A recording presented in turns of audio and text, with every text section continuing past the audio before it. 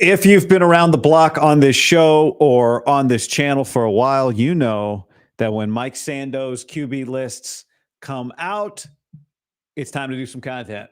The Athletic on Monday released the latest edition of Mike Sando's QB tiers. Now, if you're unfamiliar with it, Sando has now a pretty good thing going where he polls 50 NFL coaches and execs. They don't just vote, they vote the same. They vote every year and they give their opinions. And this year, Brock Purdy and Jordan Love each took huge jumps, 13 spots. Brock Purdy is currently on tier 2, ranked 12th overall on the Sando tiers list. How do we feel about that? Some of you are going to view this as a disrespect. Some of you will view this as a respect.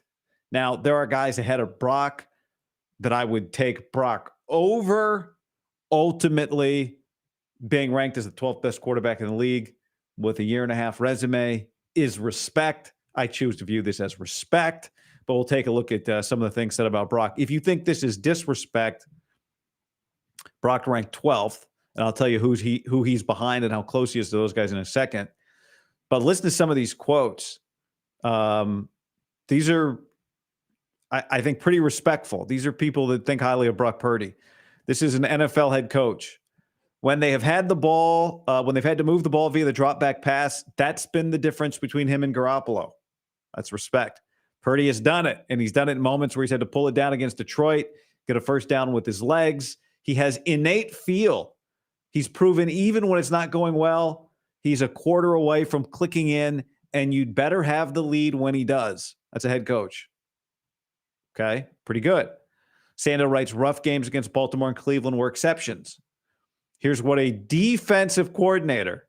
These are the guys whose opinions on Purdy I'm most interested in because they're the guys that have to game plan. The system really helps, but he maximizes it. I'm not saying he's Kurt Warner, but he reminds me of that type of body. Not big, not a great arm, but he's accurate. He knows when to get rid of the ball. He's sharp. He's a little better athlete than you think. I like that. Offensive play caller. Here's another quote from another person. I honestly could debate calling Purdy a tier 1 quarterback. He's really underrated. Kyle Shanahan deserves a lot of credit, but there still has to be somebody at the switch. What do you notice about, actually, I'm going to read one more and then I'll ask you what you notice here about most of these Purdy quotes. 16 voters put Purdy in tier 3. Said one, an assistant GM, I would slide him to the top of tier 3. I'm not sold that his is a universal skill set for varying systems, but for their system and their offense, they greatly capitalize on what his abilities are. That's a credit to the coaching staff. So if you're a tier 3 person, you probably lean a little more on Shanahan, the coaching staff. But this person is saying not he can't do it, but I need to see more, which is the appropriate thing for a guy who's played a year and a half of football to say, I need to see more. But what I was going to say, I think one thing you notice here about some of these Purdy quotes, I'd love if Sando put out every quote. Like, here's what everybody wrote about the guy. You could do a story a day on each quarterback. But one thing that to me stands out is that these people who are the experts, right? They coach in the sport against the guy. Maybe one day they'll have to evaluate, do I want to sign this player, trade for this player, whatever. It's not all black and white for them. It is Kyle and it's Brock. It's not, well, Brock is good only because of Kyle. And it's not, well, Brock is finally elevating Kyle because Kyle has all these deficiencies or whatever. It's the system really helps, but he maximizes it, which is what you would say about a lot of great players and their systems and their coaches, is that those things go hand in hand. So I thought just take that in. You know, when I get some criticism like, oh, you said you like them, but then you said you don't like them. And then it's like, no, there's a lot of things at play here. It's not all Kyle. It's not all Brock. Saying Brock is good doesn't mean you're saying Brock could start for any NFL team ever. Saying Kyle really helps him doesn't mean you're saying Kyle could just plug in any quarterback and get Brock's level of production. So, ultimately he had a 34 tier 2 votes. I like tiers as opposed to just pure ranks. Like, is he a tier 1 guy versus saying, is he number 2 or number 3? But I like tiers here. Where did he come in? So his voting average was 2.3. This is like golf or GFF. The lower the number, the better, because tier 1 is better than tier 2 is better than tier 3. So 2.3. The same as Jalen Hurts, who was ranked 11th. Jared Goff is 2.2. And Dak Prescott is 2.1. CJ Stroud, Aaron Rodgers, Justin Herbert, Matthew Stafford, Lamar Jackson. So there's a lot of guys. It's a big range in tier 2. It's funny because they get voted by tiers. So you don't vote like, is he 5th or 6th? You just vote what tier is he on, and then 50 people on average like, oh, he's a 2.3, he's a 1.6. By that measure, when you look at it kind of zoomed out like this, the guy who's 4th, which is Lamar, and the guy who's let's see, how far does tier 2 go? Tier 2 goes all the way to 14th, Jordan Love. At the end, those guys probably aren't on the same tier, but for this purpose, that's kind of how this works. And I think Sando's got a great thing going, by the way. I want to go to some of the guys that Brock is compared with, but just so you know, tier 1, Mahomes, Burrow, Josh Allen. That's tier 1. I agree. Herbert's not there. Lamar's not there. Stafford's not there. Rodgers is no longer there. Stroud is in the mix there. Stroud's at the top of tier 2. People are like, well, why does CJ Stroud get moved up with less playing time than Brock?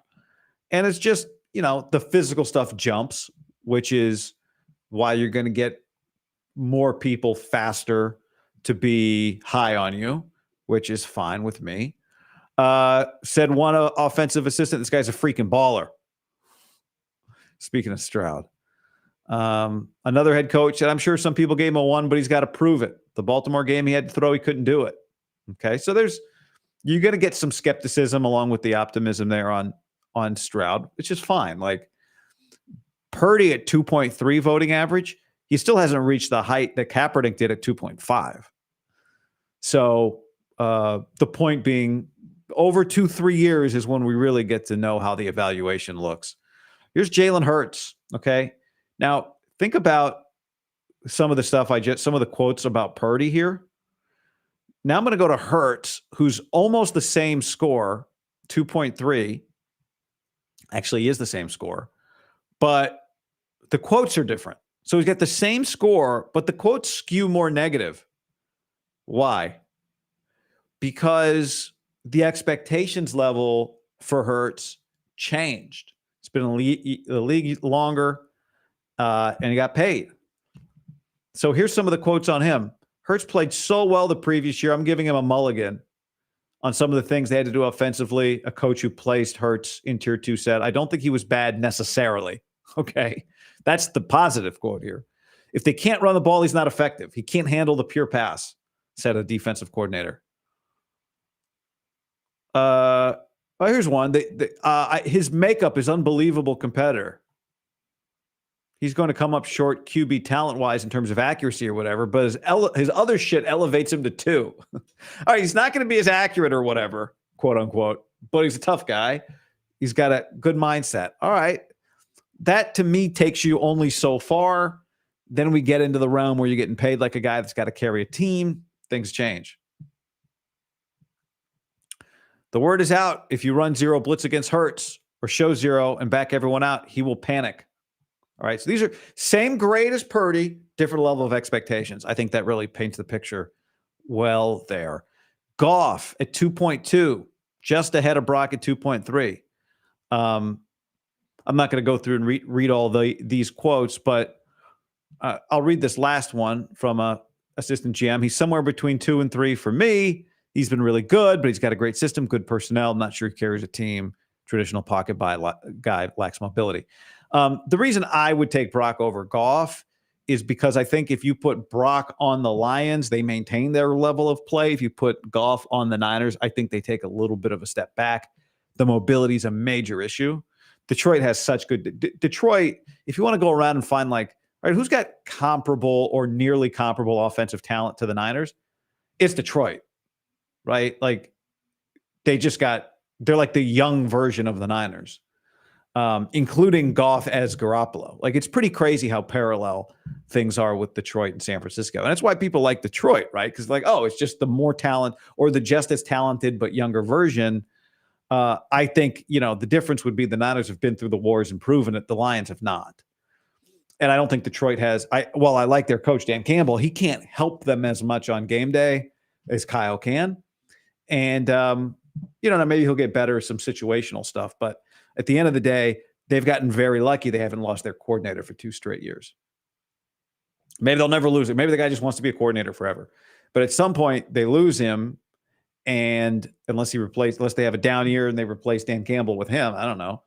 But at some point they lose him, and then they're in the situation that the Eagles are in, where you got to find another offensive coordinator. And it took the Eagles now, maybe on the second try, they've replaced Shane Steichen. So because I think Detroit's going to be in that position soon, they're lucky they weren't in it the last 2 years. We'll see. I'm bullish on them because their talent's great, and I think their coach is good, and clearly Goff has reached a certain level, but I don't think they can ascend to the next level. Dak, right there in that same tier. I would prefer Brock, even though Dak puts up the numbers he puts up. We've got a pretty good. There's a lot with Brock that's still unknown. With Dak, the league feels like they know it. Here's what one defensive coordinator said about Dak Prescott. I've always given Dak tier 2. When I did this exercise this year, I gave him tier 3. He proves year in and year out that he cannot get it done in the postseason. I mean, that seems like the overarching opinion on him. Here's what one offensive play caller said on Dak Prescott. Dak can roll out of bed and throw for 450. It's unbelievable. It's just those moments in the playoffs against the Niners or the Packers where you want them to be tier 1. One of those times you're going to have to put that team on your back and will your team to a win. A lot was discussed over the weekend about Trey Lance having a very bad preseason and throwing 5 interceptions and fumbling twice. And I saw Robert Griffin was very bullish on him. I don't know what's going on there. From afar, it'd be easy for me to be kind of snarky and say, oh, Mike McCarthy let Trey Lance just play and play and play and fail and fail and fail to kind of stick it to Jerry Jones for trading for Trey, forcing him to take him on, not extending Mike McCarthy. Mike McCarthy he's coaching a lame duck year this year, the last year of his deal without an extension, which is, I get. If I were the Cowboys, I wouldn't have been in a rush either. But there's a very weird dynamic, as there usually is with the Cowboys, almost a counterproductive environment. So I don't know what that was about. But I can't help but say, and I'm not saying this in a snarky way, I couldn't help but wonder watching those Trey highlights. Not was he being set up to fail, not that. But was Mike McCarthy basically saying, here's your boy, this is your guy, Jerry, this is your guy. I'm just going to let him go. Let's see what happens. I'm going to play him a ton. Let's see what happens. He needs snaps. He needs reps. All right, here we go. You traded a 4th for him. Didn't want to extend me. What do I know? I'm a dummy. You're the genius. Here we go. Here's your guy. That's kind of what it felt like. But again, a Cowboys reporter might hear that theory and go, well, that's a silly conspiracy theory that sounds well constructed, but that's just not the reality of the situation. We love talking about Stafford here, also tier 2, but significantly higher. He got 21 tier 1 votes. So, there's a lot of people that think very highly of Stafford. Understandably, if he's healthy, you don't want him to have the ball late, says a defensive coordinator. Says a GM, the guy delivers, he handles pure pass probably as well as anybody. He won a Super Bowl, consistently brings his team back. I have no problem with a 1 on him. So there's your tiers. There's your, 1 and 2. You know what? The other thing worth mentioning is what happens behind Purdy here. And a couple of years ago, you wouldn't have said that. Kirk Cousins is right there behind Purdy. Jordan Love, they have behind Purdy. We love debating that one. Tua goes to tier 3. Okay. Trevor Lawrence dropped down from tier 2 to tier 3. Here's Tua's tier 3. Tua's a 4-year, $212 million quarterback, $42 million signing bonus, $167 million guaranteed, $53 million a year. And the league is saying Brock's a tier 2 guy, Tua's a tier 3 guy. Now, Tua got 24 tier 2 votes. Brock got 32 or 34. Tua got 26 tier 3 votes to Brock 16. Brock has that same year again. The same year he had last year again. To me, next year we're doing this exercise. Somebody mark this, August 26, 2024. If Brock has the same year again, then to me, he's going to be next year probably, I would say, like no lower, no worse than 9th, maybe 8th, maybe higher, depending on, what kind of year does Aaron Rodgers have? What kind of year Justin Herbert is? Justin Herbert dealing with plantar fascia, an injury to his plantar fascia, not plantar fasciitis, I think is how it was explained. Stuck in an elevator, proving what a alpha. No panic. Love that. But I would say Brock has the same year again. That is getting better. I've said this a few times about Brock, but not in a long time. And so it bears repeating here right before the season. Having the same year that Brock just did is getting better. Maintaining that level as the league continues to try to adjust to you, as your own team goes through the challenges it's going through right now. The numbers may look the same, but to put up numbers consistently, it means you're improving. You don't get to hit 30 home runs, and you see it all the time in baseball. And you look and you go, oh, some guy, he's in year 12.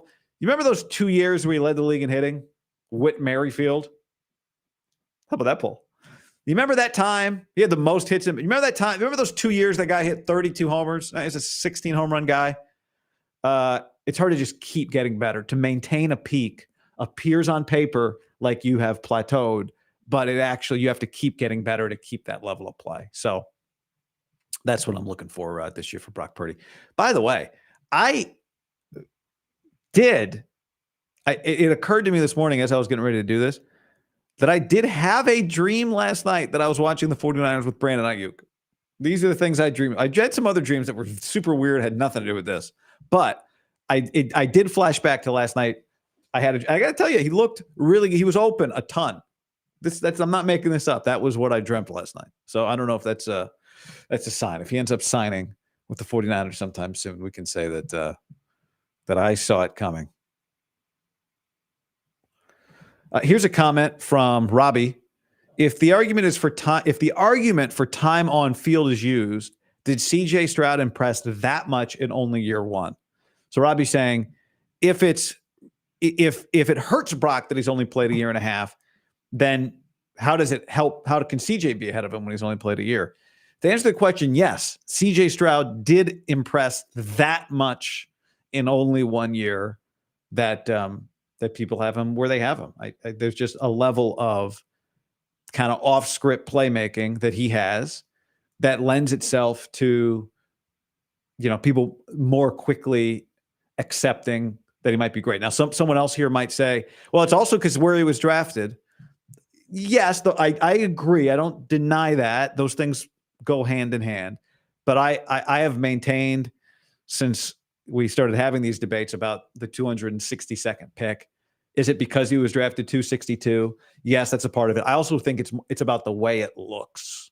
And when you have a bigger quarterback who's strong-armed, who throws the ball down the field, who makes more off-script plays, you're more quickly ready to say, that's different.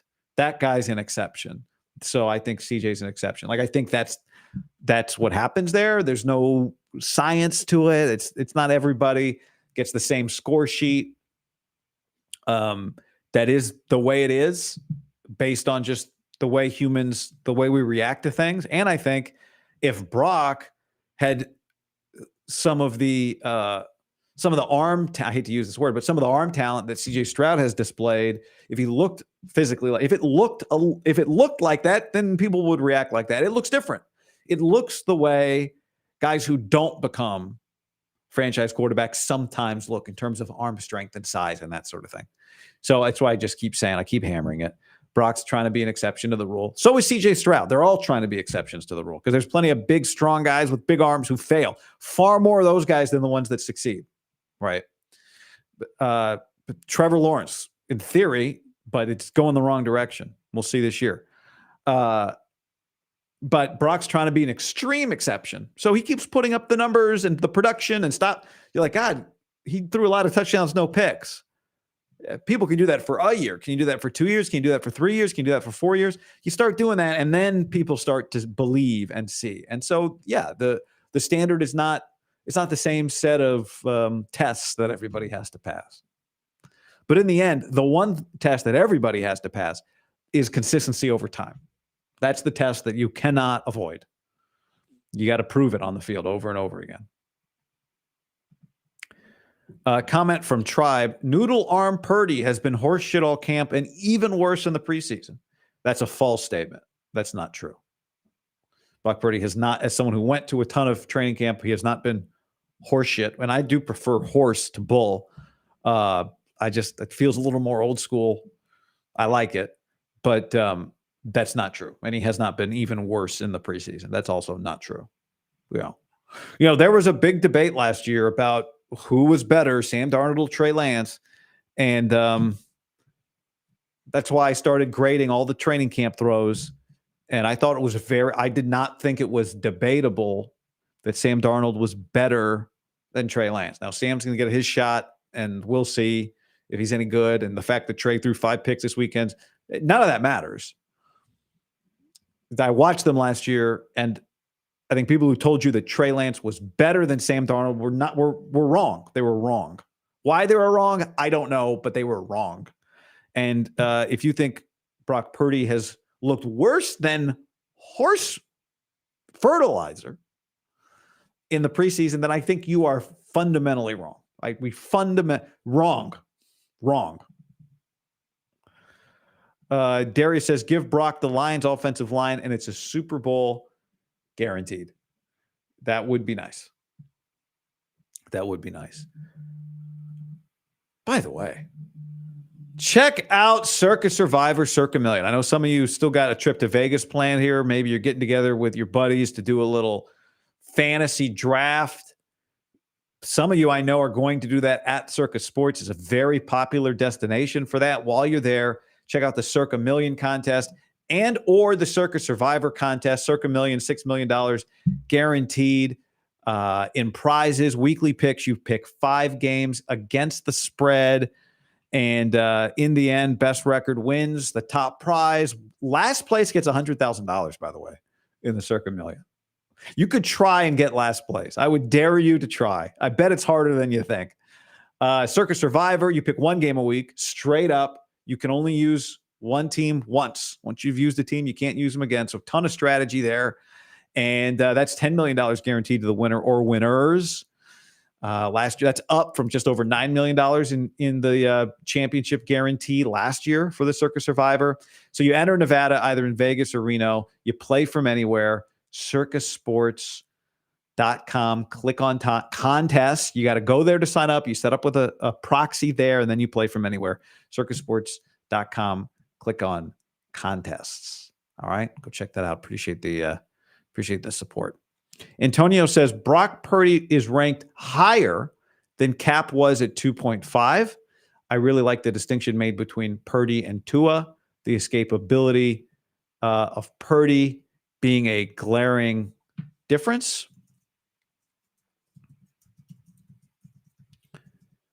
Yeah, it's a good distinction there on Cap. I'd have to go back and look. Really, that is related to everybody else.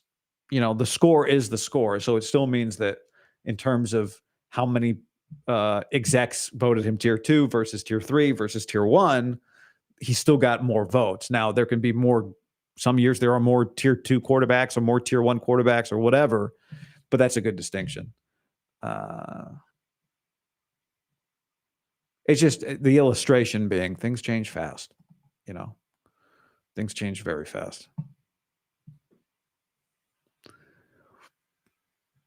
Mike says Prescott's overrated. Dylan says Stafford's overrated. I don't think Stafford's over. I mean, remember Shanahan wanted Stafford. Prescott's tough because every year he's one of the best regular season quarterbacks in the league. He's better than a lot of other guys who then don't turn around and become better in the playoffs than him. So he's in a weird spot, which is most teams with their quarterbacks, by the way. Most teams with their quarterbacks are in just weird spots. This is a good point from Eric on CJ Stroud. He says Stroud also took over a team that was picking second without any major changes, led them to the playoffs and a playoff win. Yeah, it's a good point, right? So you go, wait a second. This team was supposed to be terrible. This was eye-opening. Who do they have? It turns out their players are good and their new coach is good. But that's different than the situation that Purdy stepped into. That's a fair point. Karen says, why doesn't Jordan Love get the small sample size argument? Well, he does. I mean, one of the quotes in that article was from somebody who said, I need to see him do it more. But again, Jordan Love, go back and watch the 49ers Packer game. Jordan Love makes a throw to the left sideline that is just a top tier. People don't make that level throw. It's a display of a physical skill set that guarantees nothing, but is supreme. And so that's why when you see it, you go, whoa, most guys can't do that. So if you can put together the other things, if you were building a super quarterback, maybe you'd use Brock's brain or his anticipation, but you would not use his arm to build that quarterback, which is fine. He can overcome it. And maybe Jordan Love won't be as good because of some other deficiencies. I don't know. But I keep saying this. When you're trying to be the extreme exception, the extreme exception to the rule, that's what Brock's trying to be. You have to prove it over longer. It just takes longer for people to buy it. And we all, he's got to prove it to Kyle. He's got to prove it to the Niners. They're going to have to decide what to pay him. This is not some the internet thinks or the media or the fans or, this is Kyle Shanahan is the guy that's got to believe it. John Lynch is the guy that's got to believe it. That's who he's got to prove it to this year, that he's a $60 million quarterback. Now, he's not setting out to do that. He can prove that just by being himself and the team winning and all that. But more than you or me or Mike Sando's list, he's got to prove it to Kyle Shanahan, who loves him right now, but has also been known to change who he loves very quickly. So he's got to keep it going. He loves him first and foremost. He loves the guy and all that, but he loves him for what he can do as a quarterback. He's got to keep it going.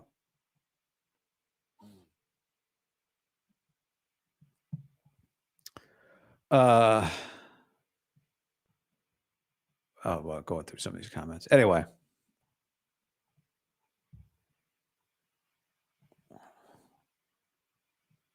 Yeah. I love this list. I think it's great. I think Mike Sando's doing a great service to the NFL community when he compiles all this. By the way, Ricky Pearsall, some things for this week. What's going on this week? Well, Ricky Pearsall's back at practice. That's big news for the 49ers. The Niners have to set their 53-man roster by Tuesday at 1 p.m. Pacific. And at this point, the fact that he's back practicing means you got to expect Ricky to be on the 53-man roster. I think Jacob Cowling's put himself in a great spot, as we've talked about. Logan Thomas being signed back is interesting. Expect that to be on practice squad. Leonard Floyd day to day. Yetur Gross-Matos week to week. 2 weeks to go, plus the Monday. An extra day, basically, for the Niners, which is maybe a good thing now that they've got the injuries that they have. But, they said they got to make a decision on Hufanga by Wednesday. So there's a lot of moving parts, and I haven't mentioned Ayuk or Trent Williams. Now is the time. We can keep saying they've got time. They've got time. They've got time. They're not out of time until they're out of time. And I loved what Jeff Schwartz told me the other day, that Joe Thomas basically told him, I need a week and a half of practice to get ready for the season. So maybe Trent Williams will just plug right in and we'll have no problems. But it's time. On Ayuk, it's time. I think Ayuk puts himself in position to quote unquote win the closer we get to this season. If he's gone this long in his mind to get whatever he wants out of that fourth year in guarantees, then maybe this puts him in a better position to do it. They need him. They do need him. They don't have anybody like him, at least, put it that way. At least we don't think so yet. Maybe somebody turns out to be that guy. But right now, they cannot say with any confidence that they have anybody on this team that can do the things that Brandon Ayuk can do. If Ricky Pearsall can do it, we'll see. Jacob Cowling's going to fill a valuable role for the 49ers. But right now, you don't look at him and go, he's filling Ayuk's. So obviously, that's big this week. And then the other thing this week is, for those of you who like football, you know there were some football games this past weekend. Georgia Tech and Florida State was a great game. Georgia Tech won an upset. Nevada SMU, I did not watch, but it was a very good game, which SMU won. New Mexico and Montana State was an excellent game, which Montana State won. This is week one. That was week 0 in college football. This is week 1 in college football now. So all the college football games start this week. And what does that mean for me? That means a lot of prep on college football. So we'll be doing the same stuff that you're used to here on the pod this week, but also I've got a football game at the end of the week, and that also requires a lot of work. So I'm diving into that stuff. Got a final rules call with Mike Pereira tonight, just to go over some things for college football, and then I'll be broadcasting the Oregon game on Saturday at 4:30. Oregon, Idaho. Oregon is the 3rd ranked team in the nation. Very excited about that. It will be on Big Ten Network. That's where you can watch it. I'm working with Yogi Roth as my analyst and Rhett Lewis, the sideline reporter, and both those guys are awesome. So I'm very excited about it. So for those of you that care about that, great. If you don't care, no problem. Does not bother me in the slightest. But if you care, and a lot of you have asked me to be a little more open with my broadcast schedule this year, which is fine. I got no problem doing that. I always felt like I didn't want to overly promote, but since people seem, I guess you're here, so maybe you care. Maybe 4:30 Big Ten. Put it in your Google Cal. 4:30 Big Ten Network on Saturday. I'll tell you more about it later. Next week will be USC. I'll do the USC game next week, and the week after that, I'll do the Nebraska game, and then we'll find out where week 4 is. So anyway, all right, that's that for this quick little Monday morning. I'm sure there will be some news, some things worth talking about. Definitely the Niners roster being finalized this week. There'd be some player movement this week, and Ayuk and Trent, especially Ayuk. The Trent one, the Ayuk one is the one. Trent's critical, don't get me wrong, but that one feels like it's just going to happen. The Ayuk one, that's the one. So anyway, all right, everybody, thanks for hanging. Hit that like button if you're on YouTube. If you're on Apple Podcasts, leave a review. 5 stars, appreciate that. That helps out.